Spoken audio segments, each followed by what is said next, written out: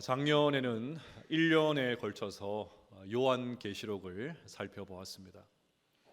하필 요한계시록 마지막 설교가 송구영신 예배 때 하는 바람에 책거리를 하지 못해서 너무 아쉬웠습니다. 기왕에 그렇게 된 것, 팔복 마지막 설교를 하는 오늘 뭉쳐서 책거리를 하면 좋을 것 같습니다.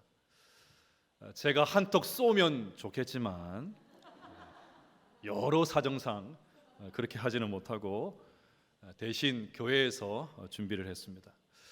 오늘 식사를 준비하는 여전도회가 굉장히 영성이 있어요. 전혀 상의를 하지 않았는데 소고기국을 준비했다고 합니다. 그래서 평소에 식사 안 하시는 분들도 오늘은 다 내려가셔서 책거리 겸 함께 식사하시고 돌아가시면 좋겠습니다.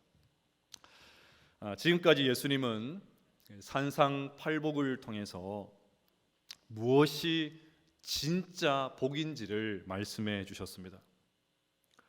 그러면 여러분, 산상팔복이야말로 그 어떤 축복과도 바꿀 수 없는 진짜 복이라는 사실을 믿으십니까? 진정으로 이 복 받기를 원하십니까? 아니면 이런 복도 좋지만 일단은 건강하고 돈도 좀 많았으면 좋겠고 지위도 높아지고 권세를 누리는 그런 복을 원하십니까? 물론 이런 복이 필요 없다는 말 아닙니다. 예수님은 이런 복도 우리에게 주십니다. 그러나 하나님의 자녀인 우리가 가장 먼저 추구하고 사모해야 될 복은 산상팔복인 줄로 믿습니다. 그러니 가난한 심령으로 하나님을 의지하시기를 바랍니다. 하나님 앞에서 애통하시기를 바랍니다. 하나님의 손에 철저하게 길들여져서 온유하게 되시기를 바랍니다. 하나님을 향해 허기 지고 목말라 할 수 있기를 바랍니다. 긍휼히 여길 수 있기를 바랍니다. 마음이 청결해서 겉과 속이 같아지기를 소망합니다. 전쟁터와 같은 이 세상에서 화평을 심는 우리 모두가 될 수 있기를 주의 이름으로 축복합니다. 오늘 우리는 팔복의 정상까지 이제 거의 다 왔습니다. 보통 등산을 하면 마지막 깔딱고개가 제일 힘들지요. 마찬가지로 팔복의 마지막 8번째 복은 마치 산의 정상에 오르는 것처럼 어려운 말씀입니다. 내용이 어렵다기보다는 이 말씀을 받아들이기가 어렵습니다.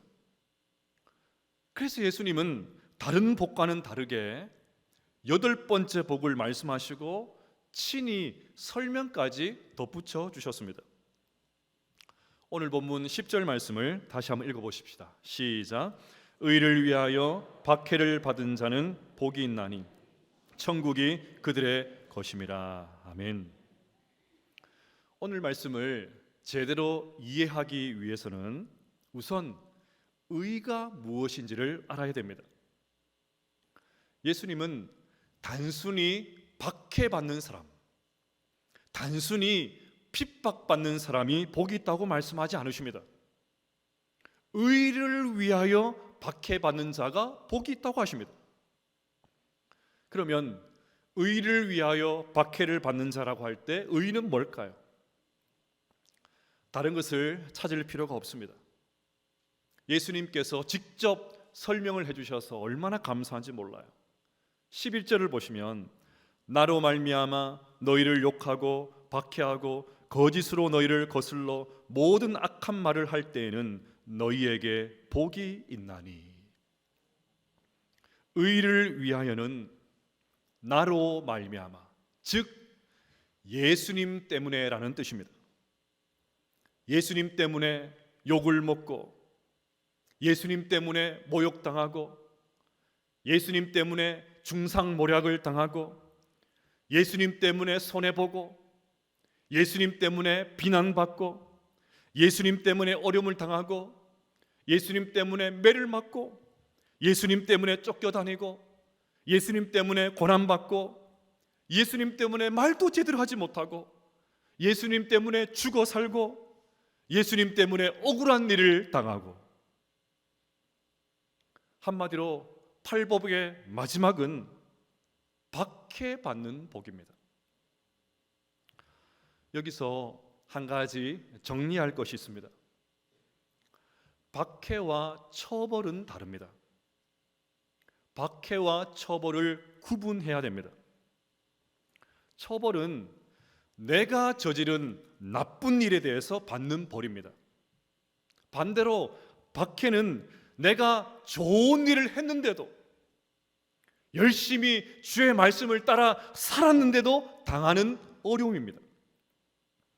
그러니 내가 박해를 받는다고 느껴질 때에 예수님 때문에 당하는 고난인지 아니면 내 실수와 허물 때문에 당하는 어려움인지 구분해야 됩니다. 내 실수, 허물, 무례함 때문에 당하는 어려움은 결코 박해가 아닙니다. 초등학교 시절에 참 친했던 친구가 있었습니다. 자주 그 친구 집에 놀러 가서 시간을 보내었습니다.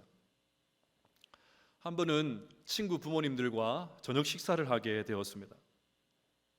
그때 그 친구의 아버지께서 교회에 대한 비판적인 이야기를 늘어놓으셨습니다.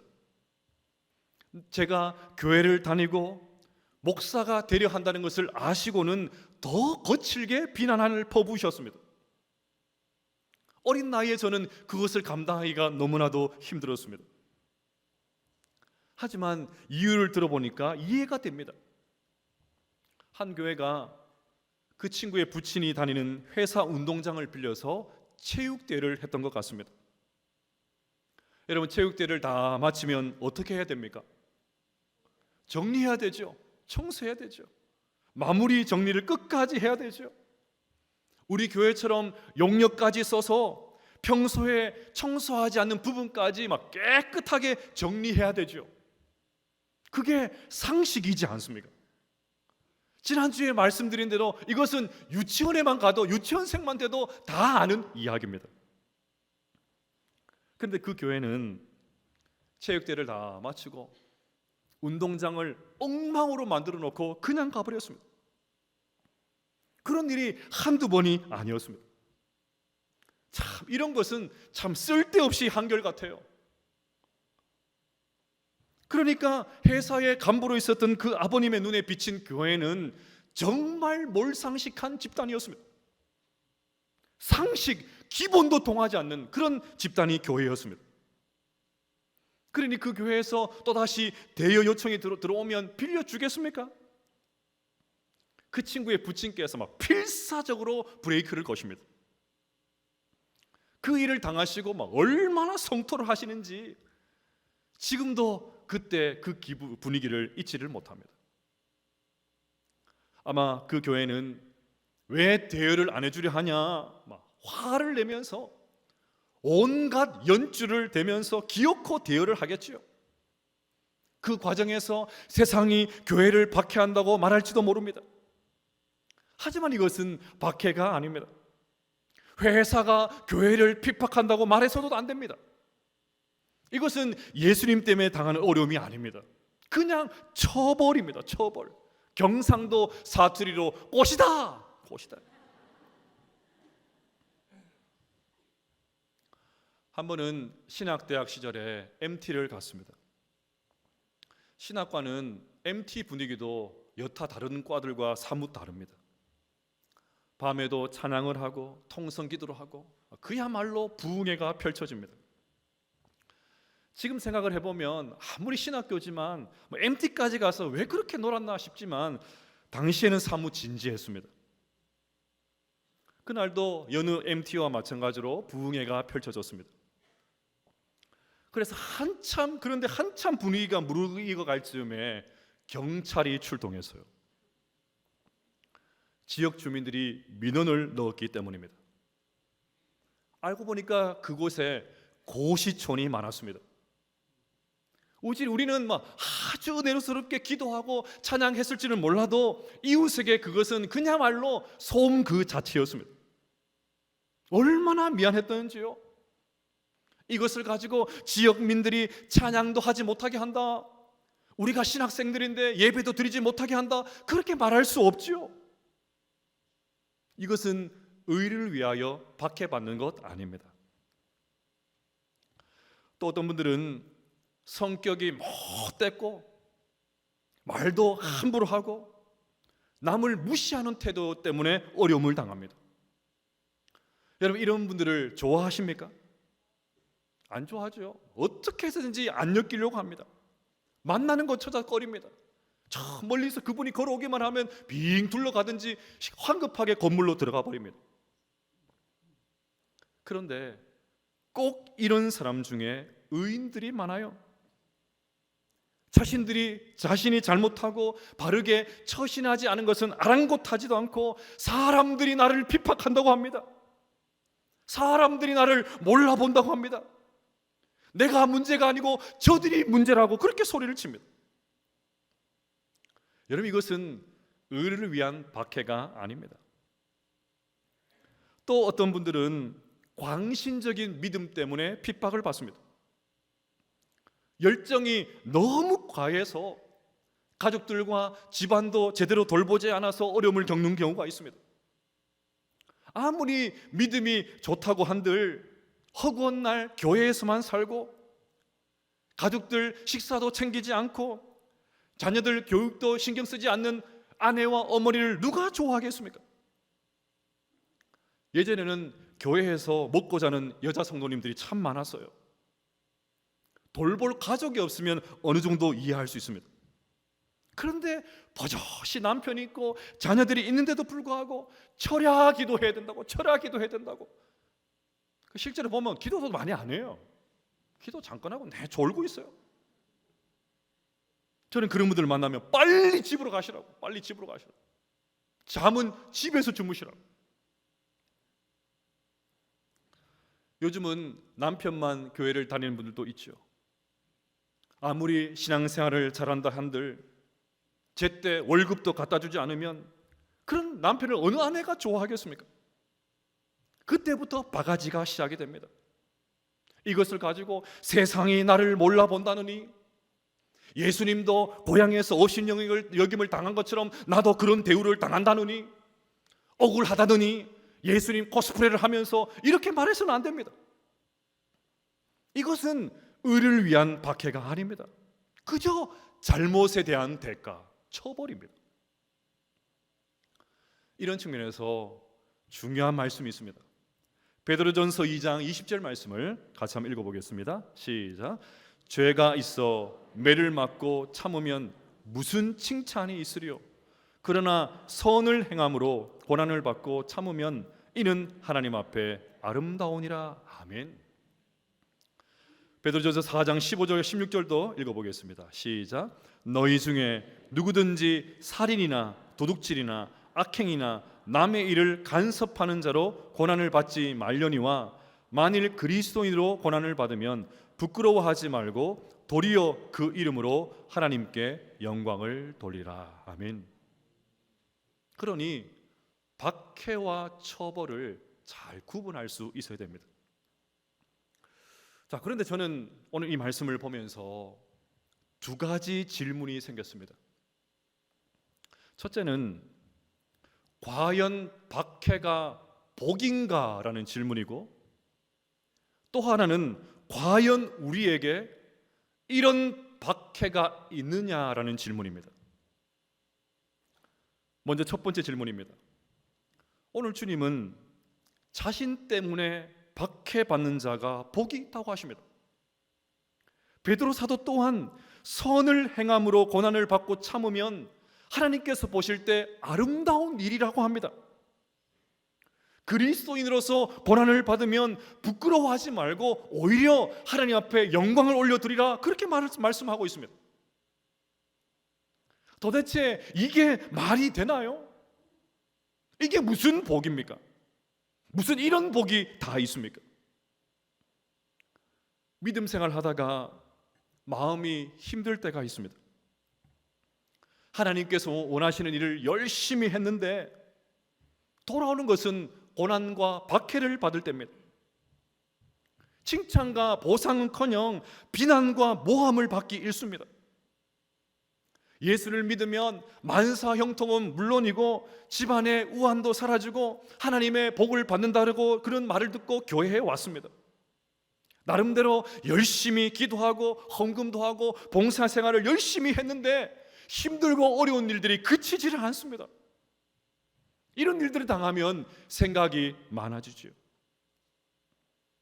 더 이해할 수 없는 말씀이 11절과 12절입니다.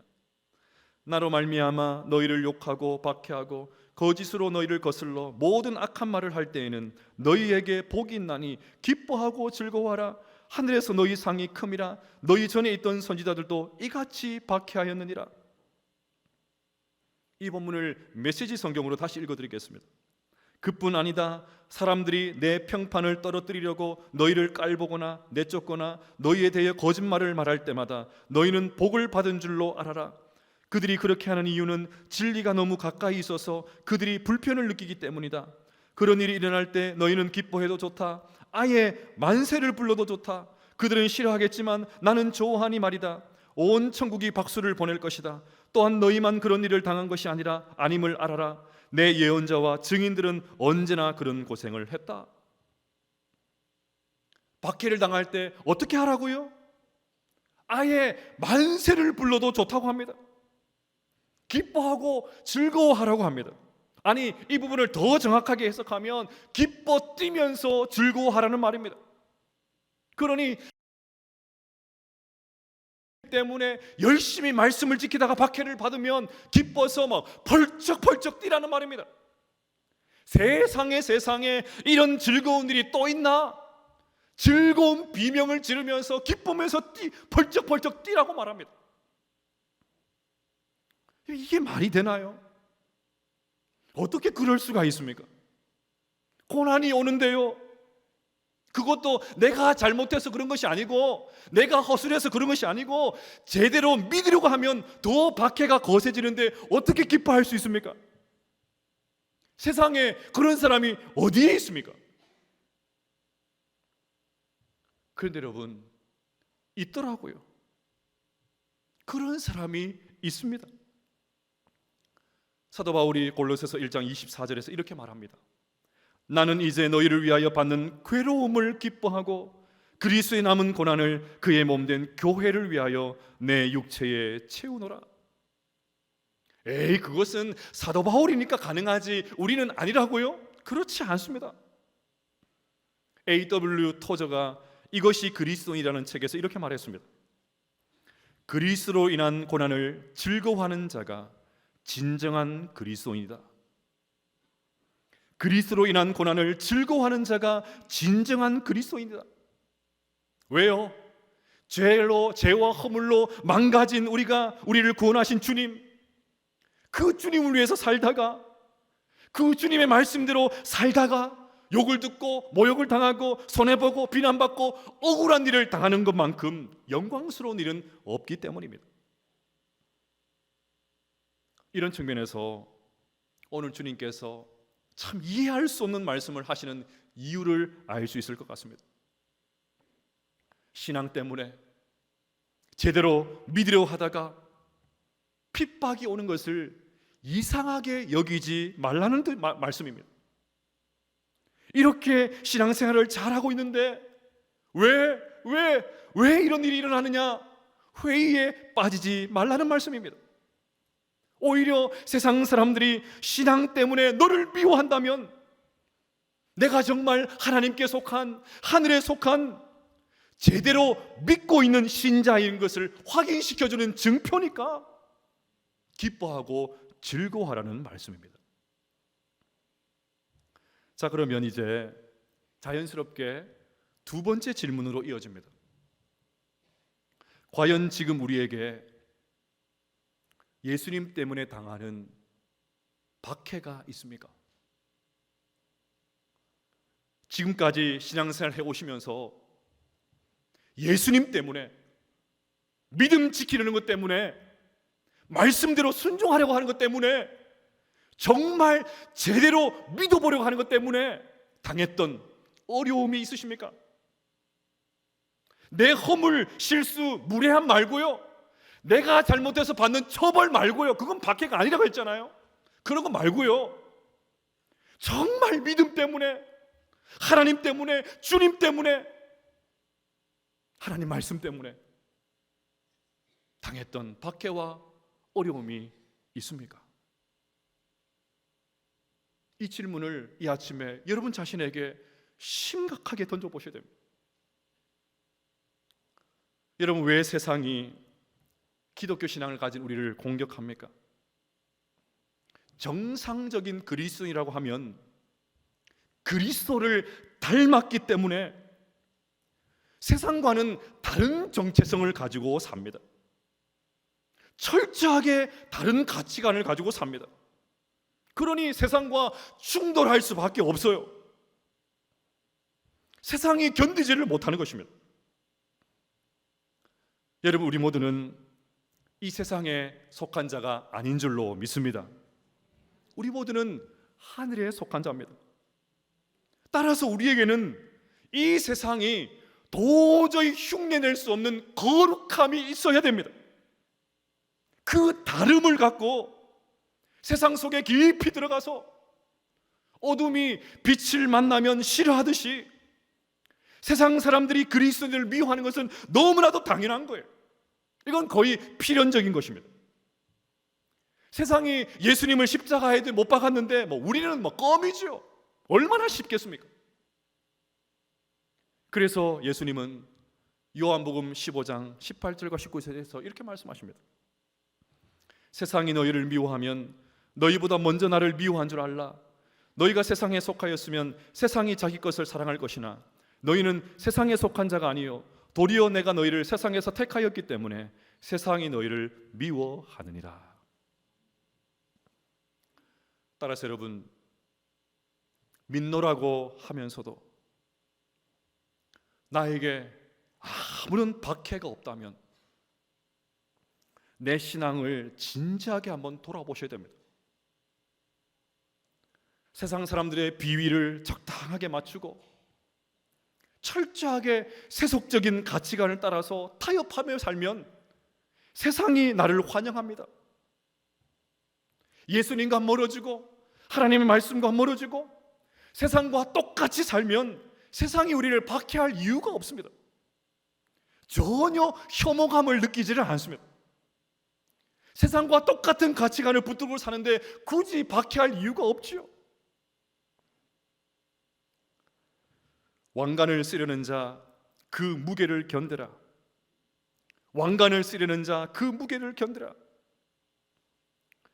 셰익스피어의 희곡 헨리 4세에 나오는 대사입니다. 2013년에 방영된 드라마 상속자들의 부제로 쓰이면서 우리도 많이 알게 되었죠. 조선시대 정조는 백성과 조정이 염려가 되어서 밤마다 침상을 맴돌면서 닭이 우는 소리를 듣고 잠들었다고 합니다. 그러니까 거의 밤을 꼬박 새운 것입니다. 이것이 왕으로서 짊어져야 될 왕관의 무게입니다. 저는 오늘 설교를 준비하면서 박해가 실종된 우리의 신앙이 정말 위기라는 생각을 지울 수가 없었습니다. 우리의 진짜 위기는 박해의 실종이에요.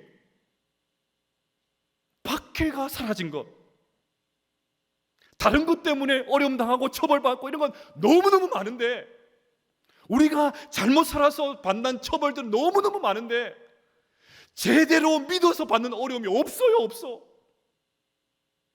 이것이 우리 신앙의 위기입니다. 박해가 없는 것은 우리가 점점 세상을 닮아가고 있다는 증거입니다. 하나님께서 우리에게 주신 왕 같은 제사장이라는 이 직분을 소홀히 여기고 있다는 증거입니다. 하나님께서 우리에게 씌워주신 이 왕관과는 전혀 상관없는 사람, 그런 삶을 살고 있다는 증거입니다. 그래서 오늘 저는 이 주님의 말씀이 이렇게 들립니다. 세상과는 다르게 살아라. 거룩함을 보여라. 하늘의 가치관으로 살아가라. 위로와 사랑만 받으려고 하지만 말고 기꺼이 고난받는 것을 각오해라. 꽃길만 걸으려고 하지 말고 가시밭길도 걸어가라. 너 머리에 있는 왕관의 무게를 견뎌라. 오늘 이 산상팔복을 마무리하면서 이 엄중한 주님의 말씀이 우리 마음 가운데 새겨질 수 있게 되시기를 주의 이름으로 축복합니다. 헬렌 로즈비어라는 여선교사님의 이야기로 오늘 설교를 마치려고 합니다. 이분은 아주 엄격한 아버지 밑에서 철저한 경건의 훈련을 받고 자랐습니다. 어려서부터 아버지께서 가르쳐 주신 대로 어떤 일을 할 때에 항상 한 가지 질문을 던졌다고 합니다. 이게 가치 있는 일인가? 이게 가치 있는 일인가? 내 시간과 정성을 바칠 만큼 가치 있는 일인가? 이 질문을 던졌다고 합니다. 그래서 헬렌은 대학에 가서 당시에 가장 가치 있다고 여겼던 의학 공부를 했습니다. 그리고 그 이후에 선교사로 자원했습니다. 선교가 가장 가치 있는 일로 여겨졌기 때문입니다. 결국 1953년 아프리카 콩고, 그 중에서도 가장 오지 원주민들과 아동을 위해서 콩고로 들어갔습니다. 그런데 1960년에 콩고에서 혁명이 일어났습니다. 모든 백인들을 내쫓아내는 대대적인 숙청이 일어났습니다. 더 이상 백인들이 그곳에서 살 수가 없습니다. 마을 사람들이 선교사님이 오셔서 선교사님 빨리 가십시오. 폭동이 일어나서 너무나도 위험합니다. 빨리 도망가라고. 그런데도 그녀는 내가 아프리카를 위해서 왔는데, 내 삶을 희생하려고 왔는데 도망갈 수 없다고 끝까지 병원을 지켰습니다. 며칠 후에 혁명군이 병원에까지 들이닥쳤습니다. 당시 상황을 헬렌은 이렇게 썼습니다.